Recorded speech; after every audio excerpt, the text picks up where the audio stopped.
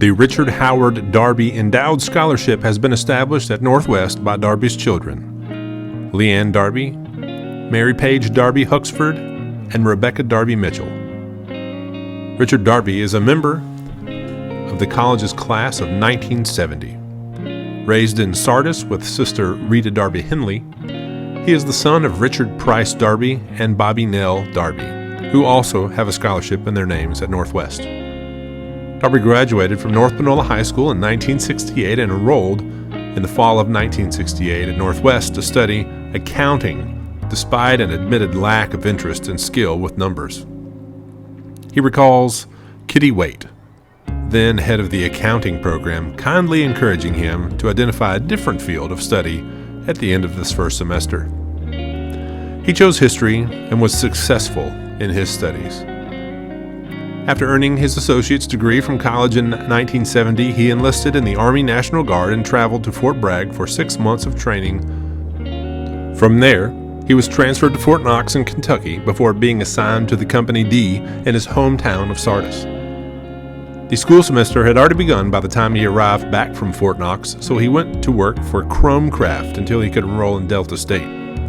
While at DSU, he earned a bachelor's degree in history and took a teaching position at Horn Lake High School for 2 years, followed by 4 years at North Panola High School as assistant principal. Simultaneously, he was working to earn his master's degree in school administration, serving Sardis as an alderman, attending officer candidate school with the National Guard, earning a diploma for branch certification and advanced branch certification, and completing command and general staff college with the 2nd Army. In 1978, he was hired in research and development at Northwest. He worked under President Henry B. Coon for more than a decade. Darby describes the late President Coon as very ambitious, noting his extensive contributions to the college, including opening Northwest's DeSoto, Oxford, Ashland, and Olive Branch locations. Despite falling under research and development, Darby was a true jack of all trades on campus.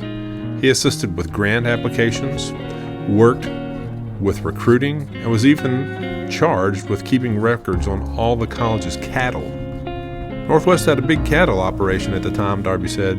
I'd actually get out there on a horse with my tie on and a clipboard. When the college purchased the land for the Olive Branch location, President Coon asked Darby to oversee the renovations that were underway to get the site student ready.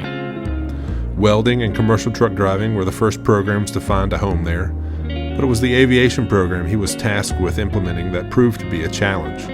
Seeking approval from the Federal Aviation Administration to teach aviation mechanics was a rigorous process that had him personally on the hunt for each individual component of an airplane, 15 times over, enough for each student in the program. He worked connections and made a trip onto Aircraft Graveyard in Arizona, finally earning FAA approval for the program after an intense year of work.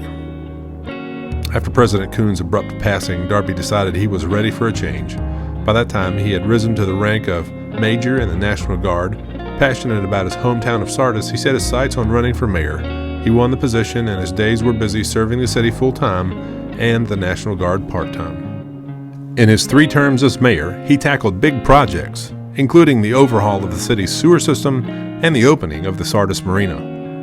Working with a small budget, Darby went after grant money, a skill he learned while employed at Northwest. The marina in particular is the project Darby is most proud of from his days leading the city. When he had accrued 28 years in the military, he was offered a severance package and told he could head home. Uninterested in retirement at that time, he instead served 2 years in the Army Reserves before returning to the Mississippi National Guard, where he was tapped to lead Camp Shelby in Hattiesburg, a major training facility for troops leaving for Iraq. Finally, in 2004, he retired from military service with a total of 34 years. Now, Darby enjoys life on 44 acres of family land just east of Batesville in Panola County. Darby is honored by the scholarship established by his children. Having formerly assisted with recruiting for Northwest, he also recognizes the importance of financial assistance for students. As a result, preference for the Richard Howard Darby Endowed Scholarship will be given to students from Panola County and to those who are not able to receive assistance from public sources. The Richard Howard Darby Endowed Scholarship.